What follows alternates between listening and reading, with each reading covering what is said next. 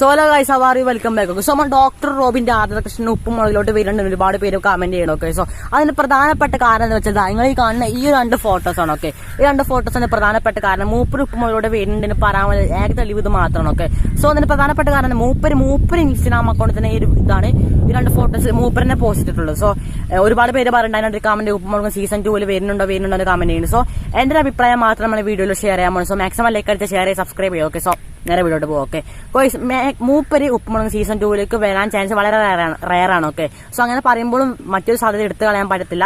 മൂപ്പര് ഇത്ര എപ്പിസോഡായിട്ട് വന്നിട്ടില്ലെങ്കിൽ മൂപ്പര് ഓണം എപ്പിസോഡായിട്ട് എത്താൻ ചാൻസ് വളരെ ഒരുപാട് പേര് പറയുന്നുണ്ട്. ഓക്കെ, സോ ഉപ്പുമുളകിലെ ഓണം എപ്പിസോഡായിട്ട് മൂപ്പര് എത്താൻ ചാൻസ് ഉണ്ടെന്ന് പറയുന്നുണ്ട്. സോ എന്താ ഓൾറെഡി ഓണം എപ്പിസോഡ്സ് ഒക്കെ ഡോക്ടർ റോബിൻ രാധാകൃഷ്ണൻ മറ്റു പല ചാനൽസും മറ്റു പല ഇന്റർവ്യൂസും നോക്കും. സോ ഓൾറെഡി അദ്ദേഹം ബുക്ക്ഡ് ആണ് പല ഷോർട്സിലും.